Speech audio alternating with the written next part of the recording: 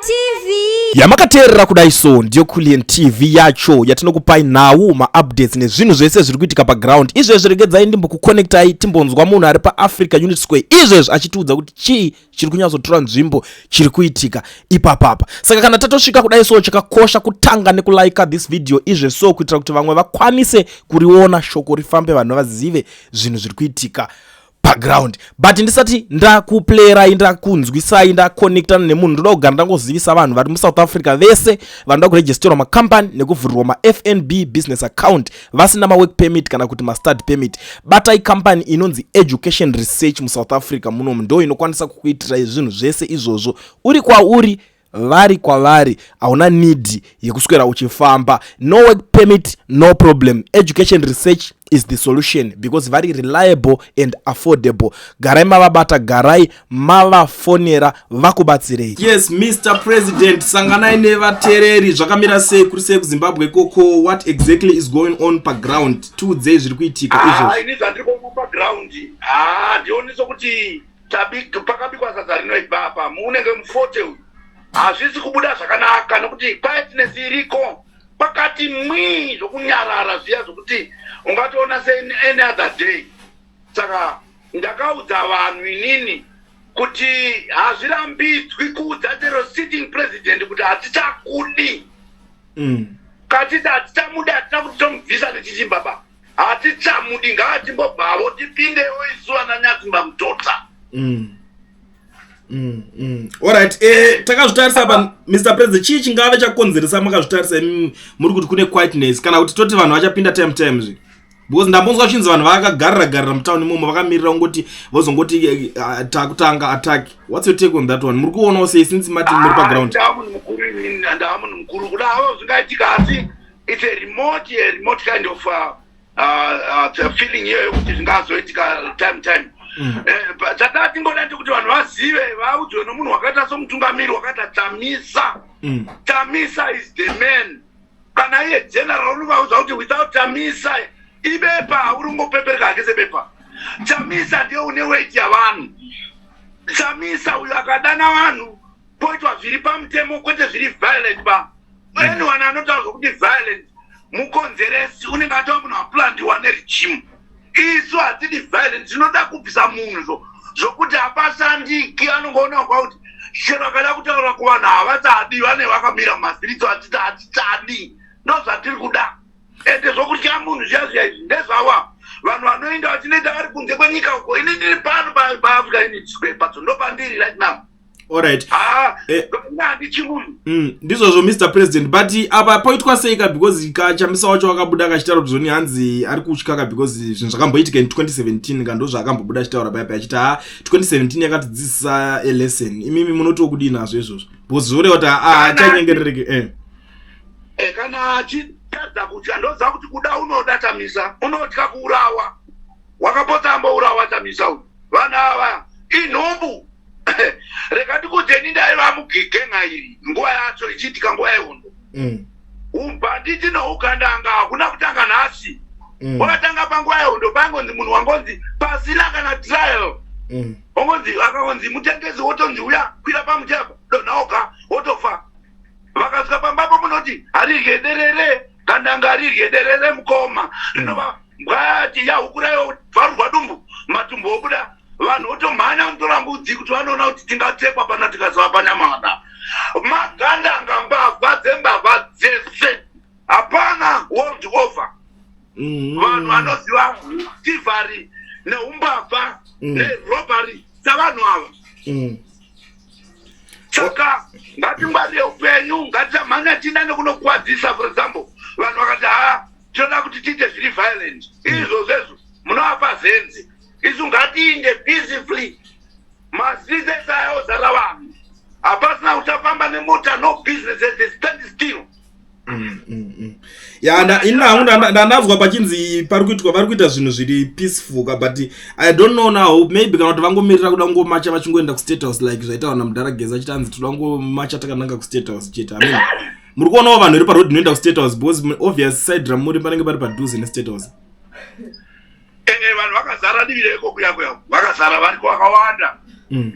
kuvako variko kustate house ngavangwarirwe kuti singangodiseni tandodayira vanhu indai kana maindapo peacefully yes for me violently no for me munhu anongoona kuti hazvichatongeki nyaya yandaramba ini nyatsimba mutota ndekuti vana vamba vako voka voka ndovozara muhurumende ndovorya vana tivhayo bavha ndodzovamba dzakakufulenga ndodzova dzokutora payako ini ndizvozvo ndazviramba ini handizvidiba mbavha iyi hatichaidi itsotsi denangari itsotsi deneni nhasi ndiri muhurumende iyoyi munhu uyu itsotsi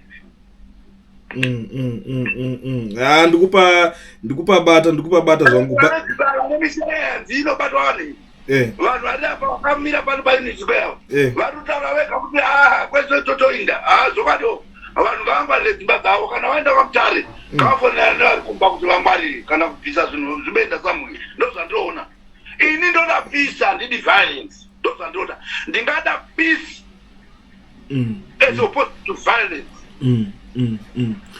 saka vanhuwo varipo vacho vari paground ndo vari kusimbisana kuti tinogona kungopinda kana nemudzimba vari kusimbisana vachidaro tumwe tunyaya tinongobuda vamene kuti ndetochokwadero mupasi muyamuya kunana christmas pasi pane zvavakaronga vekoko vamene vanozofamba nekunana pasi ikoko kuti vatata sei pamakoma apo ngavangongwarira kana ari president wangu munhu angahwa ndotomudza ngaangwarire ndi president wedu ngaangwarire kana ada ake ngave ake nehelicopter ngaasafamba nechinza dzapa pasi icho ini ndotaura nokuti ndomuda kana ndavenga zvito zvake handina kuvenga munhu ndavenga zvito ngapave nedifference between to hate a person and to hate his deeds.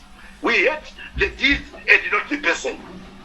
But manje munoona zvinhu zvekuti zvakunetsa izvezvo zvekuti chero makati yenyu manhikiri navanhu vana veZimbabwe havachatodi munoziva zvinoita maZimbabweans kana vatoti havachadi munhu kavanenge vasingachatodi naiye wacho vakatonzwa kuti pane vakatonzwa kuti pane pakanzi ari kuda kuteerwa kana murodhi you know zvinoitika vanhu vanenge vangoti vakutonambata kuti kana chiri chokwadi ngazviitike sekudaro manje ipapo pamene panenge pakufambiswa sei imima kuti president kuti munhu mukuru ngavangwarire kune hama dzavo ini ndakakutaura kuti vanditanga ndiri hama yavo vanondirasa hangu asi ndiri hama yavo ngavangwarire ngavasara nechiroti chapa pasi chakatata ngavaende nomudenga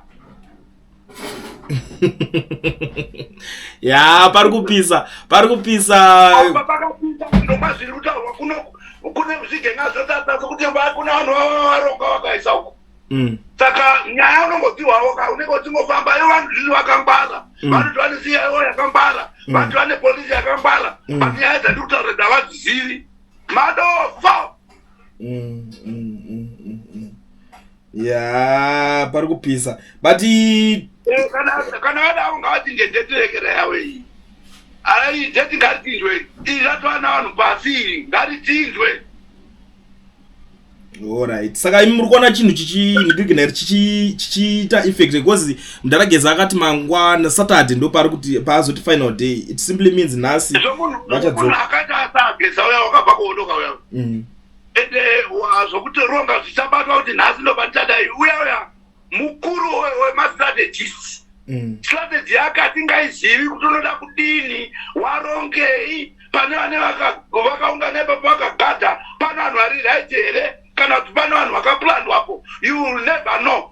Ndatinini nomweya waMwari kana tida peace yekuti tirive nepresident wedu tinomuda ngaasafamba nenzira dzapabhasi ngaasangochero amira chero vanomugadha vaya ngavachinjwe nhasi aise vamwe vatsva kana iye uya uyu mwana wake uya unozuma mugadha ngaatomira paari iye haikona zvezvo urongwa wakapusa handizvoni zvakanaka mumaso angu ini apa. Alright, thank you so much Mr. President for the update nezvamatizivisa kuti nikine any last words or your parting shots kune maZimbabweans vakatera. Ndine kuti maZimbabweans ese shuwa makavhota neniwo ndikavhota candidate yedu ndichamisa ndinotamisa watotya iye kana karamba achiita sezvizvi vana Zimbabwe votaura kuti wakatengwa hazvizorambiki ngaagare achitaura nevanhu kana atona kuti anotya ngave nevanhu vake vakaita sesu vanotuma mberi iye tamisa tomuitira basa rake yakagara uko zvingakuita vanhu vakuru venyika vaya vanozwa kutungamira havanga vasiri mberi vanotuma zvipopi zvavo. We are prepared kuva zvipopi zvaketsamisa kwete zvavanhu venzara vaya kuti kana vatora chinhu sanaka vakuona kuvhurumutsa nokuvhoronga zvakazovhorongwa zviitwa pati CCC naKabangu izvi.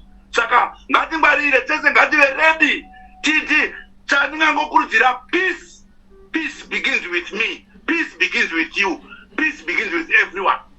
Thank you so much Mr. President. You have a good day. Kana pachizoita imwe update mozotibata muchitudzo chichikuitika. Yeah, ndiri background. Thank you. Sure. That was Nyatsimba Mutota. Muri Zimbabwe kana muchinge mune something to say munondibata mu comment section muchindudzo. Inini ndingobvunzawo zvikuitika pa ground.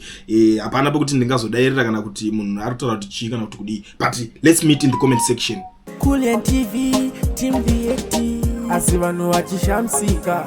Kulian TV haichatsika. Saka subscribe wozolaika. Nechawana zvisapa nachichazosha. Everybody say Kulian, Kulian, Kulian, yeah.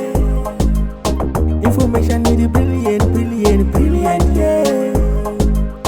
Everybody say Kulian, Kulian.